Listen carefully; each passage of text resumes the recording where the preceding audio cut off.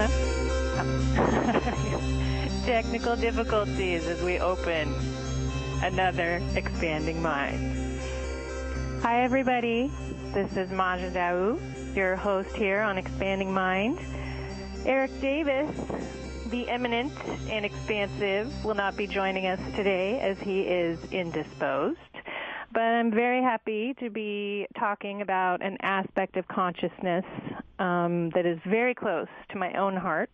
For me, a big, giant consciousness expansion happened when I started looking into the annals of alchemy. And I don't know if a lot of you guys know this or not, but I was a big science geek and started out getting my schooling. I have a bachelor's degree in biochemistry, so I got really into the technical, chemical aspects of reality. And that kind of coincided with a lot of my mystical research. And I kept getting pointed again and again and again in the direction of alchemy. When I would research my favorite scientific discoveries or favorite scientists, you know, you name it, Isaac Newton, Niels Bohr, everything would just head back into alchemy. So it was from that step stool that I really kind of received the biggest mind-expanding notions that really stick with me today and infiltrate the majority of my worldview. Really tends to come from my alchemical research. And so I'm very pleased to be speaking today with Paul Hardacre. Paul's going to be joining us, and he, like me, is obsessed with alchemy. Paul, how are you doing? I'm great, Maja. Great to be on your show. Thanks for inviting me. Yeah, thanks so much for coming. Paul, we met, how did we meet? I think it was through email and mutual acquaintances, right? Well, I must have made quite an impression when we first met, because we met face-to-face. That's right. When you were at the PRS. Oh, exactly, when you came in. Exactly. Yes. We had just finished the 2009 International Alchemy Conference, which was in LA that year. Yes. And my partner and I thought, hey, you know, we're really into Manly P. Hall. We're really into, you know, aspects of the PRS legacy and current operations. Let's drop in. And we met your fine self in the bookstore That's that right. day. And we had an extended conversation on alchemy. Exactly. I think you got a hell of a lot of work done that day. Yes. Totally. Great work, that is. Well, and part of why our conversation unfolded was because of the work that you do. And Paul runs a publishing company called Salamander Sons. And all someone has to do is just go on the website, which is salamanderandsons.com, and look at some of the books you guys put out. They're absolutely tremendous and just, I think, but works that you would never find in other publishing pursuits. And they're really very, you know, niche-oriented towards alchemy and stuff like that. And I was always curious, like, what kind of inspired you to get this publishing company started? It's a classic sort of me and Marissa. Marissa Newell is my wife of a long time now, and we've done a lot of publishing projects together over the years. I usually am involved in the editing and writing components, and she, being a graphic designer professionally, handles all of the design aspects. And it's typical me and Marissa. We just kind of get enthused about something that is really resonating with you in your life. And prior to forming Salamander and Sons, we had been running another literary publishing company for more than around 10 years, actually, by the time we started doing Salamander and Sons. So we'd had quite a lot of time where we'd been doing a lot of literary art and visual art as well, digital work and print work. And as the importance of esoteric arts, and particularly alchemy, sort of re-emerged in my life after a period of hiatus, it's kind of the obvious thing for us to do. And we usually do these things quite spontaneously. It seems like a good idea at the time, kind of thing. And really that's what happened in 2006.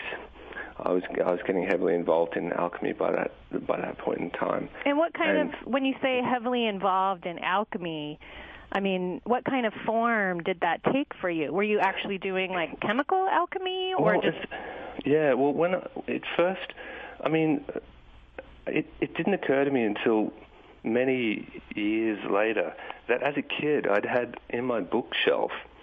There was one book I had. It was called Paracelsus: Magic into Science. Oh, that was so good. Yeah. Yeah, this quaint little. You should see the cover of this. It was like a really cheap, dodgy reproduction edition, a small kind of bestseller size, and with the worst cover artwork you can imagine. This kind of weird lino print sort of stuff. And anyway, I took that book with me, as I grew up and moved out of home and moved all around different places and even different internationally. I took that book with me. And there are a few other books that were kind of markers or indicative of what was to come. And really what happened for me was I wasn't so much involved in the lab work at the outset. Mm-hmm. It was more a kind of a personal transformative experience in the most, for me, and I guess for many people could relate to it, the most genuine of ways. Because what was happening around that time, I had my parents were ill. Both of them had various illnesses.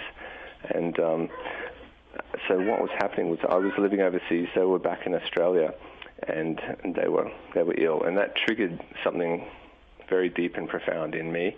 And it sounds ridiculous, but what happened was in Chiang Mai, in Thailand, where we live, there's not many large English language bookstores, but there's quite a few small, secondhand, dusty, fascinating, crowded little bookstores. And I started this process, a kind of a peculiar process where I would think about which of these stores I was to go to on that day. And I would jump on the motorbike with Marissa and we'd ride across town to whatever particular bookstore. And lo and behold, most times, uncannily so, some sort of unique, unbelievable book about alchemy would literally fly off the shelf into my hands. Wow. During this period of time. So in Thailand? Yeah, in Thailand. So we've been there since 2003, which is 9 years now. I initially went there for other reasons, some contractual consultancy work for 6 months, and now it's kind of 9 years and a baby later, and we're still there, and a publishing company too. So all of these things have been born during that time. So, I started sort of thinking there must have been something to this, because all of these alchemy books kept coming into my possession. I kept reading them. So you were just given this, like, breadcrumb trail of books. Pretty much. It felt like that. I called it the milestone. Oh, no, what do we call it? The markers. Yeah, we called it markers. We had this kind of navigational theme going on. And so gradually it started... It triggered something in me, definitely, reading this work, and at the same time, concurrent to this, through late 2005 and to mid-2006, both of my parents ended up dying. Aww. And this was a profound initiatory Negrito death experience for me, and it really was like a death and a rebirth, quite seriously. And it really changed the person I was. And of course, it happened also in the year of my great crucifixion in my 33rd year of life. Wow! So kind of all of that came together, and it shook me up and kind of made me reconnect with perhaps some aspect of my Geminian self that I had flippantly cast aside for, I don't know. It's easy to get carried away. It's fascinating to me, that psychological component that goes along with alchemical research. I feel like that happens to most folks interested in it in their lives. I know for me, too, it was like my biggest triggers were stereotypically the births of my children and then the deaths in my family as well. There was 1 year where I lost 5 family members in 1 year. And like you, it just really kind of plummeted me down into it's the Negredo. It's you deal with death in a very literal, physical, visceral manner, especially when they're your ancestors, you know? Absolutely. And I think you don't really live the alchemical transformation process until you go through those kind of events, you know? You're totally right. I mean, I say it a lot to people. You must have an insight into death to get it. And I think, you know, it totally opens up so many different perceptions and ways that in the West particularly we handle or don't handle the subject of death and the reality of death, or even the subject of death, you know. So it's taboo to discuss it, yet we can watch this kind of death pornography on the news of, you know, the daily reports of deaths and atrocities. That's somehow acceptable on this very banal, superficial level. But on a sort of deeply intrinsic personal level, to actually talk to someone on the street or in your neighborhood or in your apartment building about death, it's extremely confrontational, and most people will tend to shy away from it. Or they'll get downright belligerent. Yeah, or it kind of, yeah, it's in the realms of the offensive. It's somehow kind of this offensive topic that you've brought up, and I think it obviously unravels a lot of the fear that people have because because we live in this modern society that does not have any structured approach to the mysteries, for want of a better term. No, it's true. That may have been present. There is no presented toolbox. And so, I mean, if you don't mind my asking, as you were experiencing that, I mean, how did alchemy and kind of your knowledge of the alchemical process, how did that help you through going through your Negredo? Well, it kind of, how could I say it? It was like a lifeline of sorts in that it showed you it was a beginning rather than an end, in a genuine sense, because on a sort of transpersonal, psycho-spiritual level, but then later as I read more and met more individuals who had had experience in the lab traditions, it's physically demonstrable. You can show someone that the alchemical death, the blackness, the Negredo stage is an essential part in leading to the later stages of the work, the albedo, the citrinitas, the rubedo, the white, the yellow, and the red. And those, of course, are kind of applicable back to different states of mind or the inner self. But, for me, it kind of... First of all, of course, you have to go through the blackness. Yeah. let's not skip over that. And I mean, that's the most epic part that is really discussed in the alchemical and shamanic, for that matter. Like, that's really where everything comes out of. But you can't. There's no getting around it. You have to go through that lonesome valley, you know. And I mean, to me, I always am amazed at people who have those tools to draw from versus, you know, folks, like you said, in modern society who they have nothing to draw from in order to help them go through the Negredo process, and they get kind of eaten by it, and they don't come out the other side. They're lost. People get utterly lost. And I mean, even for me with... some of these tools, which were still at a very raw stage of experience for me, I can see how you can get really lost as a person. And there's also other aspects, like many other dark aspects of your personality, like sense of powerlessness, a sense of frustration, a sense of anger, and sort of how things unravel. But if you can sort of package that in a framework of understanding, that it is leading to something that transcends this dark place, it certainly becomes a lot easier. And I'm not saying that once you go through that blackness and come out the other side, that it's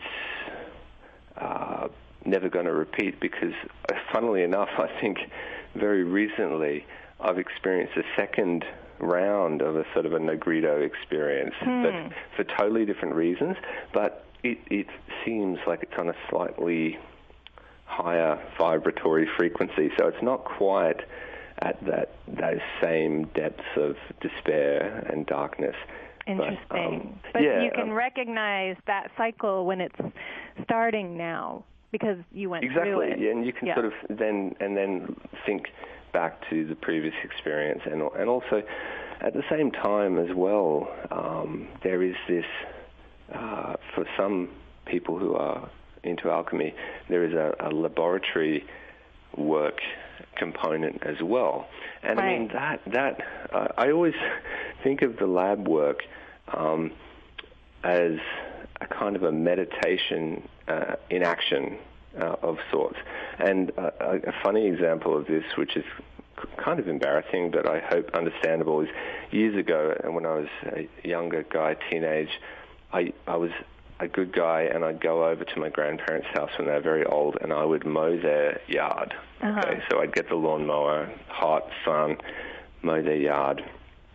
And to this day, it remains, that process, one of the most peaceful and meditative experiences I've ever had in my life. And I've studied Qigong, Tai Chi, yoga, and lab alchemy, and a whole bunch of different things. And that meditation through action, from mowing my grandparents' lawn, which I guess was an expression of love, is the sort of thing that happens to me doing the lab work, and I'm sure it happens to many others. There is a connectedness between the operator, between the artist, the alchemist, and what is happening in the flasks, in the retorts, in the glassware, in that microcosm.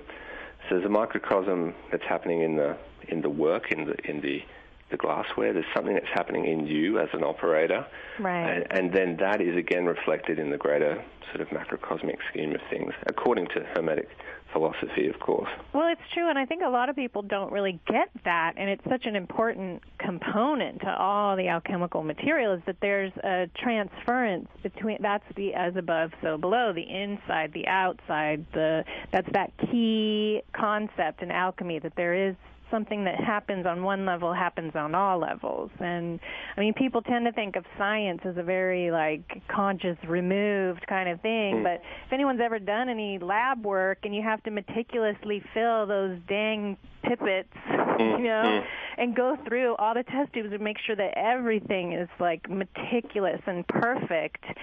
I mean, there's no difference between that and performing the act of doing an oil painting, really, if you're consciously engaged in it, or any other kind of work. And I mean, alchemy is called the great work for that reason, because it's through the work that you ritually are able to kind of get a hold of your consciousness.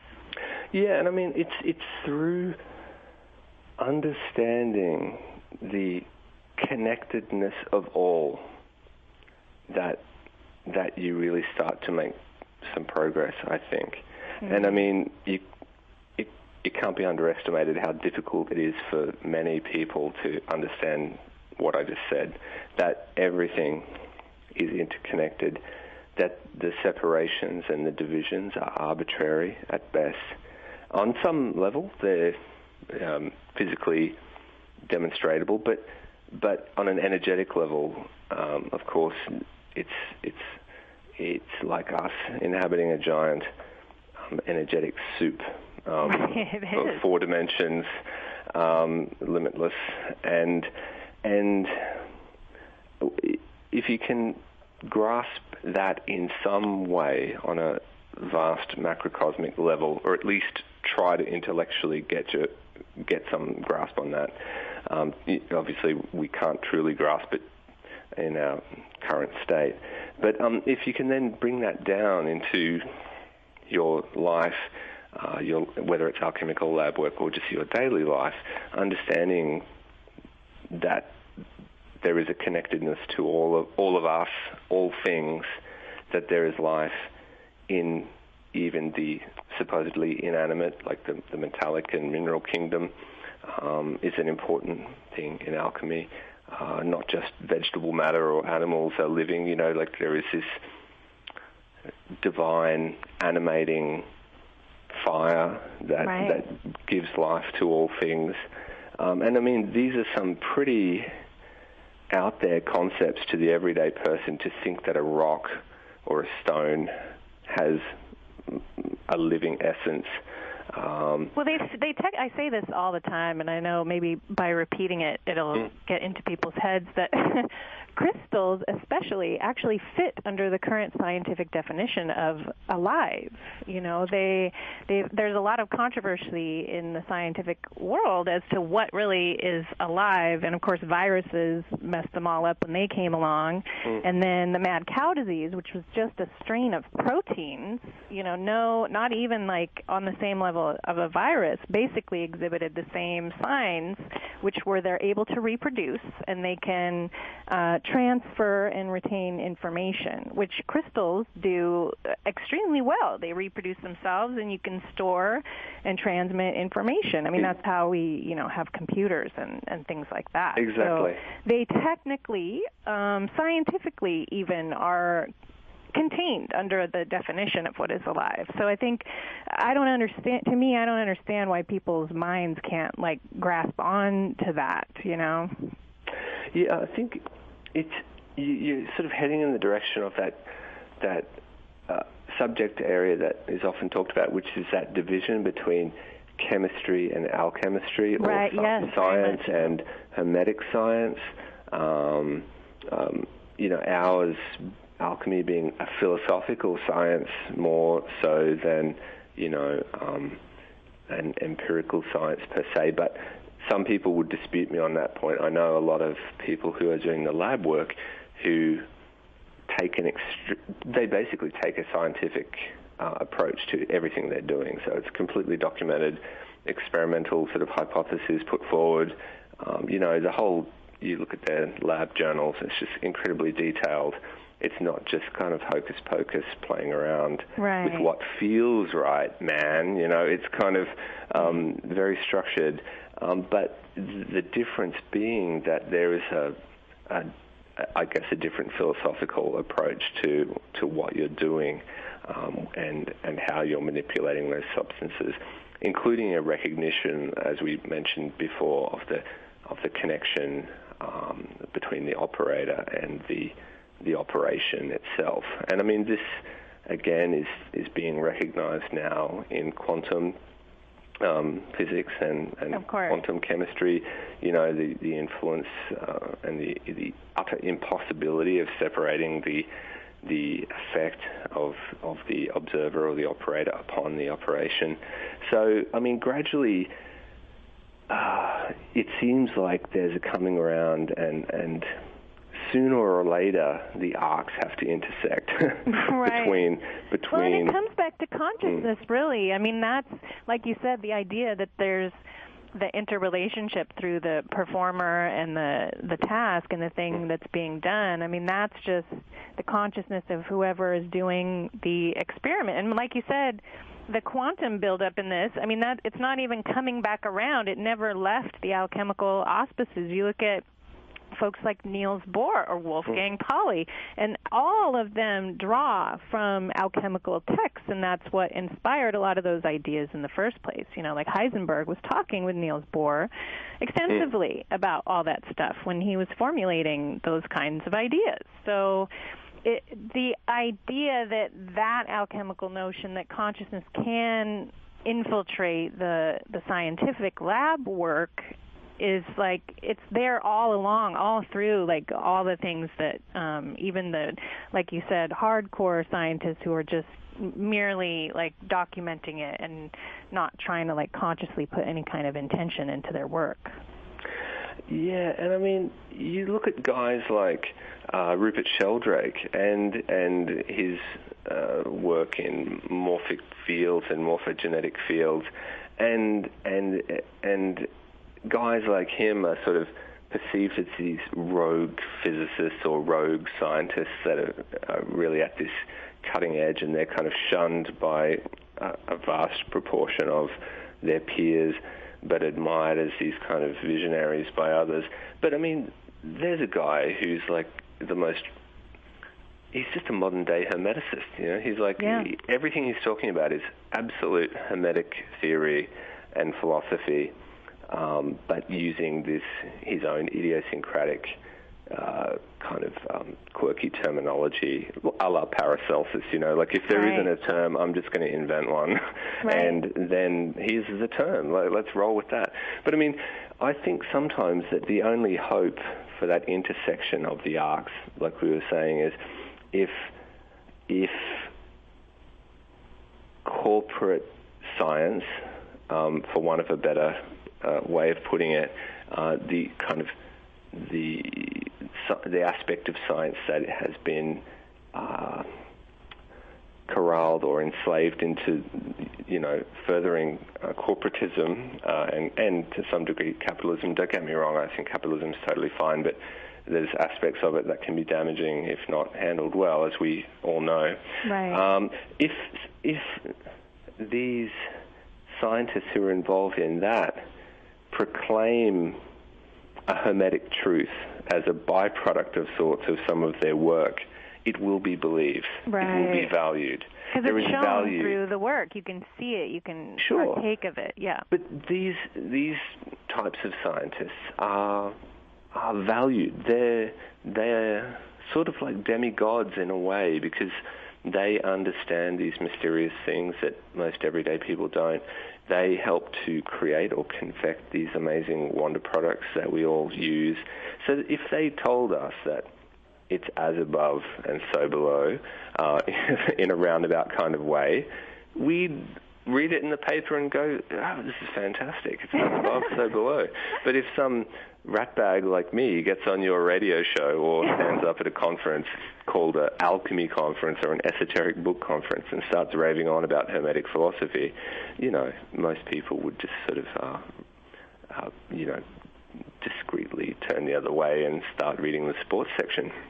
It's really tragic for me how to kind of maneuver the paradigms, you know, and it's true, like, if it's not put under a certain paradigm and expressed to people, it will not get into their little box, you know. So it's like the way to get these ideas into people is like you do work that shows it, but then it also has to be work that fits into their paradigm, or there's just no way they can consume it. Yeah, absolutely. And I mean, it's happening, you know, there's like an inner turmoil in me sometimes between this very kind of a purist approach and getting valuing the tradition of Hermetic alchemy and trying to preserve that.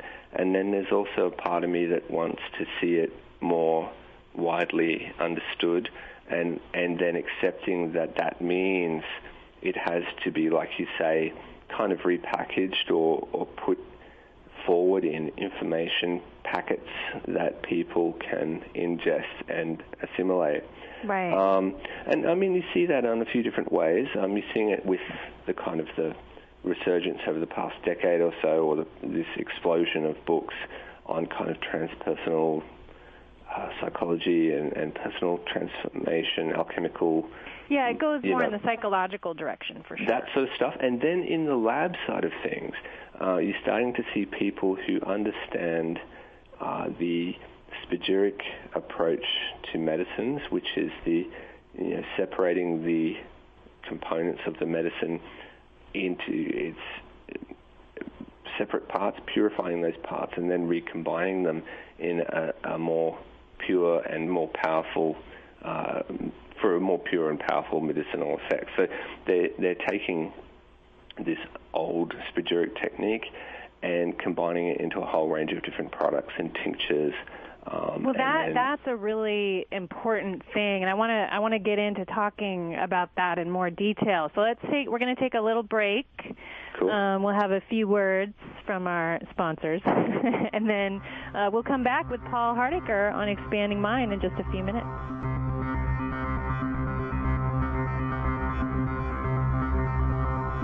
Welcome back to Expanding Mind on the Progressive Radio Network.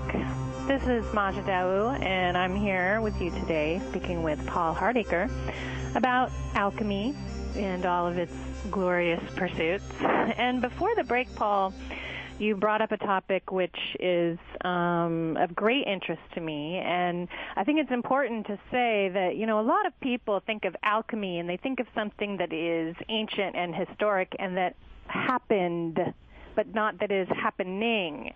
And one of the great things about your work and your publishing pursuits with the Alchemy Journal and your publishing company, Salamander Sons, is that you guys talk about and publish work from alchemists that are doing alchemy now, today, and are engaged in the process. This isn't just something that, happened in basements in Europe hundreds of years ago. This is something that continues to be practiced by individuals today. And one of, I think, maybe possibly one of the most important pursuits of that is the spagyrics, like you were mentioning, which, at the heart of the majority of the pursuit of alchemy is healing and medicine, and, of course, like fixing our bodies and preparing them in such a manner that we don't have to be vulnerable to disease. And with the spagyric work, it's just fascinating that when people can undertake that kind of conscious intention in preparing medicine and isolating the substances, which,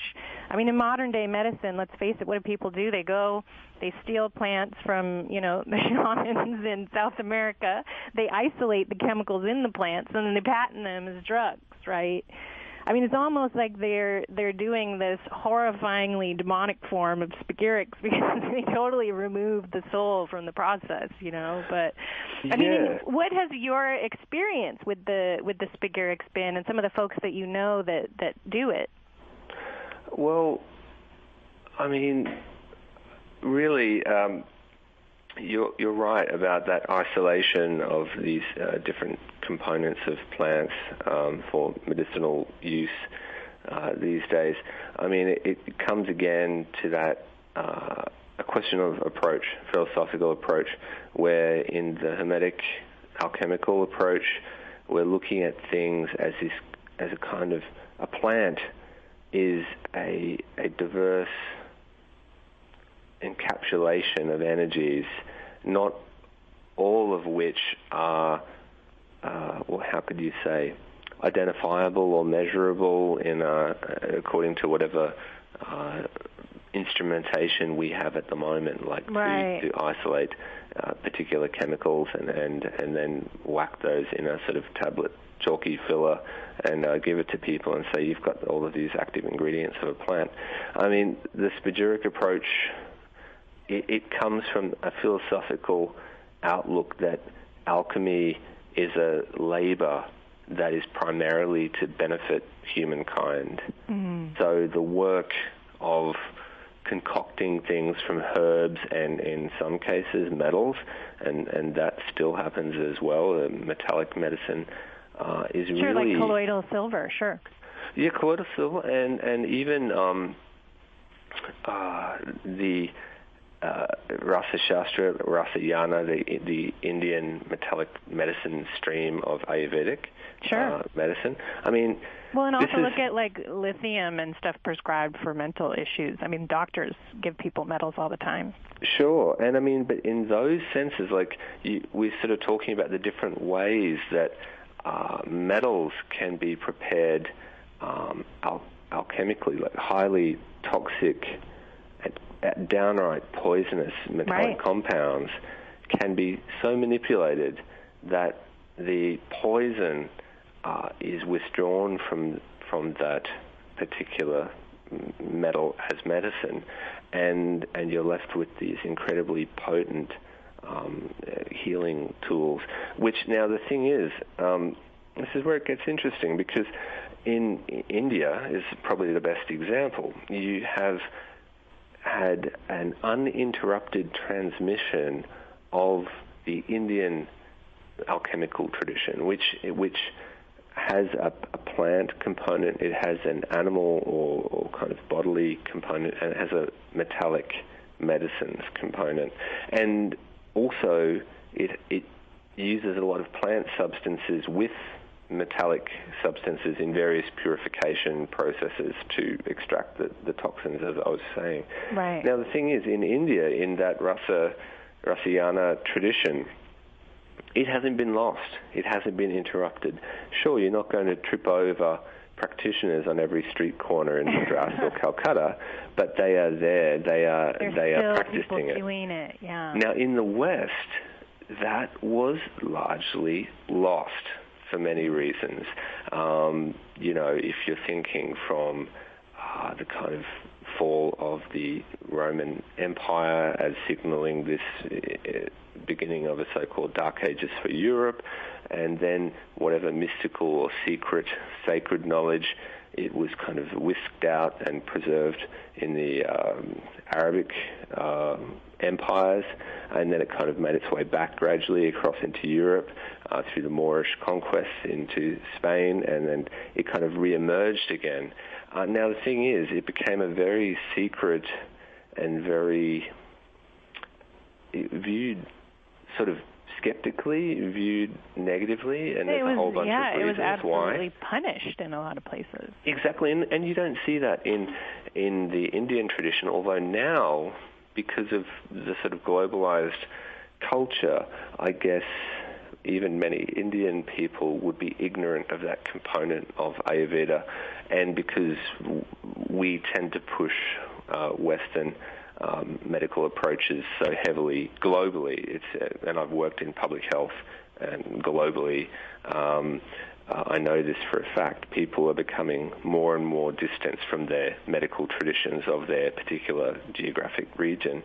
It's sad to see, but anyway, so in the Indian stream, you've got it kind of uninterrupted, there's knowledge, it's quite straightforward, there's recipes, there's approaches, but in the West it became very confused because it was lost to some degree, and because it was deliberately obfuscated by some practitioners, and by that I mean the knowledge that was the written knowledge, that's for sure, in terms of texts, as anyone would know with a vague knowledge of alchemy.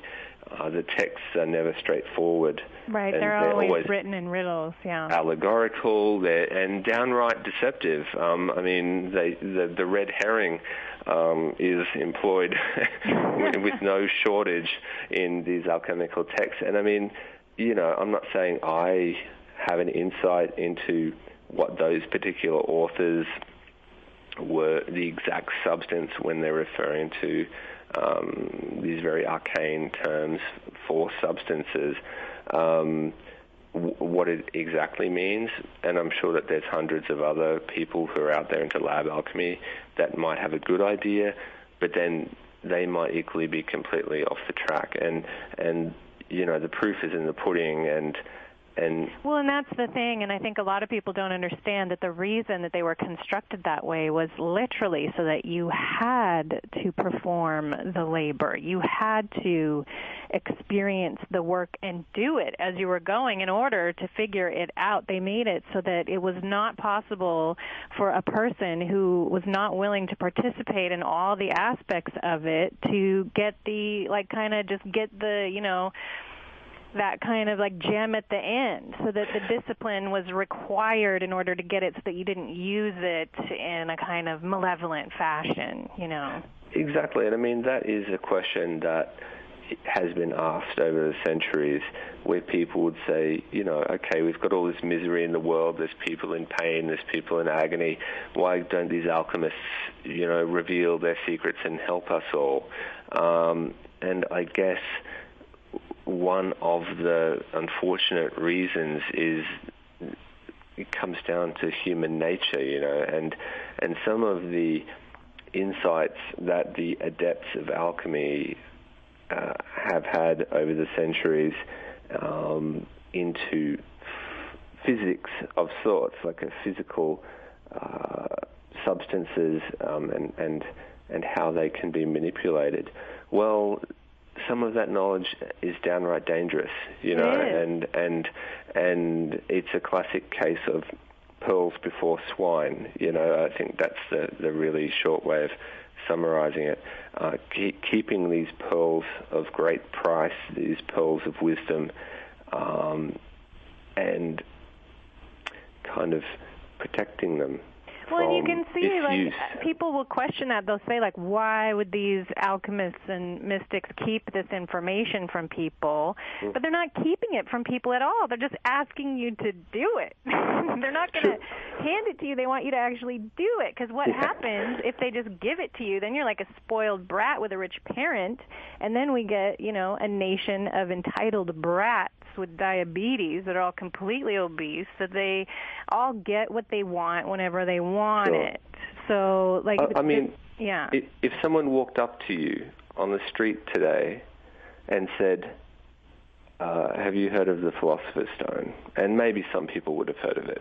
And have you heard that there's different forms of this Philosopher's Stone, but one of them is, it's kind of an elixir vitae, like a elixir of life and rejuvenation. The other one is perpetual lights. So Manly P. Hall documented many of these in his Secret Teachings of All Ages, where people had stumbled across tombs or various archaeological sites that had these eternally burning lights that were unfortunately extinguished due to very clumsy archaeologists at the time who may have just been sort of treasure hunter types. And then the third type is the powder of projection, which can supposedly transmute base metals into silver or gold. Now, if someone walked up to you and said, I've got the Philosopher's Stone, would you like it? Right. Do you want to see it?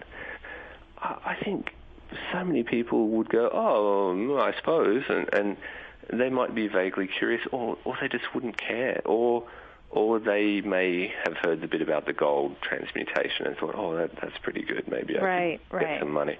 And I mean, this is what it is. It's something so beyond the everyday. When it gets to that very high level of alchemical work, that it becomes utterly sacred, and the only way, and I know we started by talking about spagyrics, and maybe we can get back to that, but when you get up into this sort of the work, the great work, the magnum opus, which is not so much looking at this confection of herbal medicines and elixirs, some of which can be extremely powerful and affect rejuvenation within individuals to a certain degree. But when you're looking at this Philosopher's Stone pursuit, which is inevitably what drives most alchemists at some point in their life, it just becomes incredibly powerful. It's something that they say that you get the insights into the work either through the mouth of an adept who will orally communicate the secrets of the tradition to you, or through divine revelation. It comes into you. Yeah, and I have met people in both of those categories, and I guess I would fit into one of them, but you can guess which one that is. But the and there's incredible human beings on this planet who inspire me greatly, and who I genuinely respect the path that they have chosen for their life to pursue this work. It is the most noble path. It is the destroyer of any shred of ego that you have Well, I was curious to had. ask you, because I know I won't mention any names, but I certainly have met folks that have been on this path and then become consumed by power or hierarchy and utilize it. Maybe not. They kind of, like you said, they'll go in the kind of like gold direction. Yeah. And then they get a little jacked up. But, I mean, in your experience, I mean, this is the most noble pursuit, but then it is also, like, there is that danger of usurpation by that kind of, like, wanting to possess it. And have you, you don't have to name names either, but have you experienced those kinds of people as well? Well, I was just going to say I'm an alchemist. I don't name names, like it's all very hush-hush. No, but you're right. I mean, I think they call it the royal road. That's the term they use, like following in the literature, following this path to the stone and the great work. But it is a path that is a perilous one. If you look into that, the Grail sort of texts and things of that nature, which are arguably analogies for many things, including the pursuit of the Philosopher's Stone. You're occupying the siege perilous, the most dangerous seat in the house. You might be sitting on a throne of sorts, but maybe it's kind of got a trapdoor and drops you onto a bunch of spikes or something. I don't know. I'm getting carried away with it here. You go from above to below in a flash. Yeah. It's true. But I have met people who you can see it in them, like the pursuit of the work. It has enlivened them. They're just they're really on the trail of something great. And then there's other aspirants or even the same ones later at a different point in time, and it's a gutting type of experience, I think, because some of the works that you undertake take a lot of time to achieve even small stages in them, and there's different paths. Some are shorter than others. Some focus on the use of heat and fire. Some use humidity or wetness. And each of them has their pros and cons. But to get through these particular stages takes a great deal of time. And I think as anyone who has ever kind of screwed something up in the lab, like where you've been working on something and there's just been too much heat or, not enough attention. If it's, some stages of the work require such vast amounts of attention. It's like having a child. It's like having an infant. You can't walk away from it and just say, oh, kind of, here's a packet of crisps and a can of Coke. Feed yourself, kid. I'll be back in an hour. It's like a child, and it will die if you don't treat it well. So anyway, and then that on a psychological level, the ups and the downs can really mess with people's heads. But yes, I know there's also a lot of people are fascinated with the aspect of chrysopoeia, or the gold-making part of the art. And I mean, this is, Falconelli, the great early 20th century French adept, who was potentially an amalgamation of a few different characters of that time. He termed it the little particulars. Now, by little particulars, he meant alchemists are permitted, according to the Hermetic philosophy, to confect or make gold, or to improve base metals, perfect them to silver or gold, or to confect artificial gems, or to improve the flaws in natural gems to increase their personal wealth, for the purpose of pursuing the work. Right. So it's not like so I can go buy my new Lamborghini. It's more like so that I can just be left alone to pursue the work. Right. So that is viewed as legitimate. And I know that there are people out there that have spent decades pursuing the gold making. And I am personally solidly convinced that it is absolutely possible and right. real. Well, I'm not talking about atomic particle collisions and well, that's making... the thing. When people say they don't think it's possible, I'm like, well, transmutation happens all the time, all over our galaxy. Like, it's not... Well... yeah, the thing in and of itself is not impossible, so why would it be impossible to undertake, you know? Exactly. Transmutation is nothing more than the natural manifestation of life. Exactly.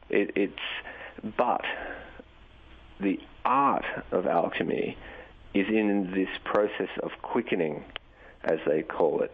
So the alchemist does nothing more than the work of nature. So we have to give, like a farmer, we have to give the seed the right soil. We have to give the seed the right amount of heat, the right amount of water, the right amount of light.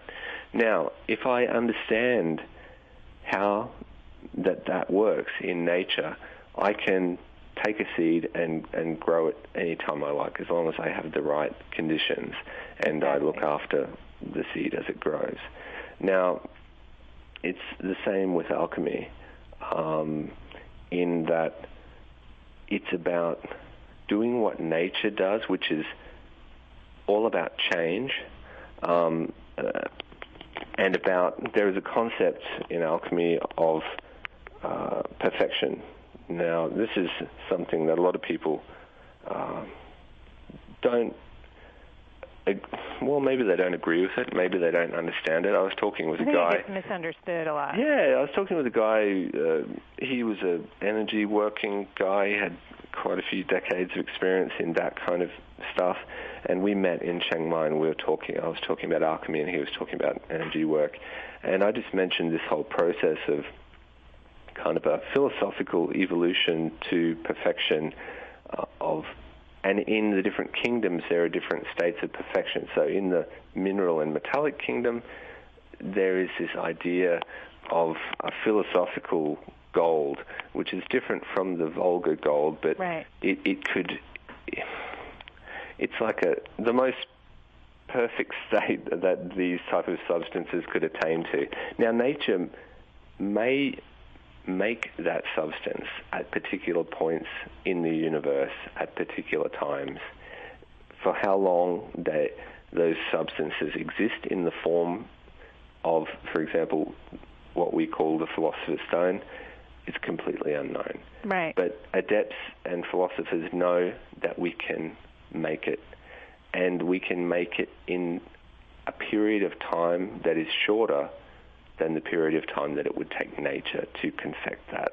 So that's the art. It's the art of quickening. Yeah, it is. I mean, I look at it, it's no different than, people making an airplane in an emulation of a naturally occurring phenomena, I mean, to me, it's just like we become an aspect of nature that is able to take, whatever component that the alchemist chooses, and then you emulate that and you quicken it and you make it work for humanity.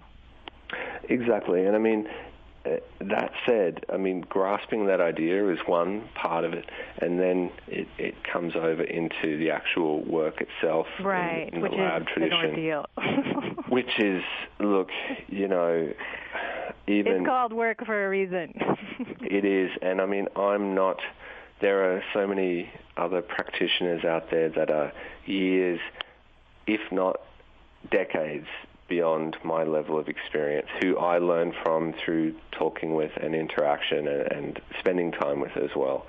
But I know that... We're coming up on just a few minutes left here, Paul. I wanted to let folks know. I know that went by so quick. Yeah, I know. I mean, I'm still kind of jet-lagged and in my pajamas. Oh, so, awesome. Well, I wanted to let people know about your stuff, and I know Sure. I mentioned Salamander and Sons website, and then there's also the Alchemy Journal website. I would highly recommend people checking that out. It's a beautiful publication. They can find a link to that on Salamander and Sons, right? Yeah, basically, if you go to Salamander and Sons website, you can find the Modern Magistry imprint of books, which is all of our alchemical and also broader Western Hermetic tradition books. and there are links there to the Alchemy Journal, which how can I say this? We're a little bit behind schedule with that one. Marissa and I have a 2-year-old son now, and so the past 2 years has been a little bit... The great work. A little bit, the great work on a different level, and so the journal is... We are catching up on that one, so there'll be a new issue out very soon. Oh, that's exciting! And then your book as well that you did during your own Negredo process, which I would recommend for folks going through and experiencing that kind of death level.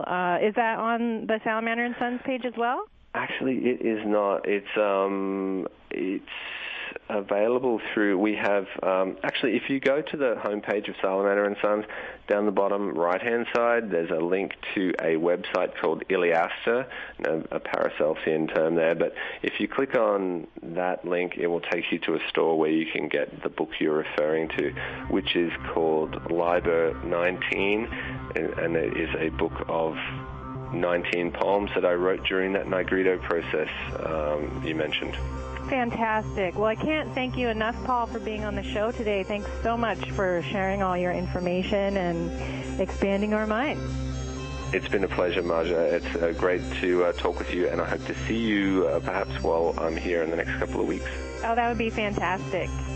Thank you, everybody, for tuning in. And from me here at Expanding Minds on the Progressive Radio Network, keep your minds open.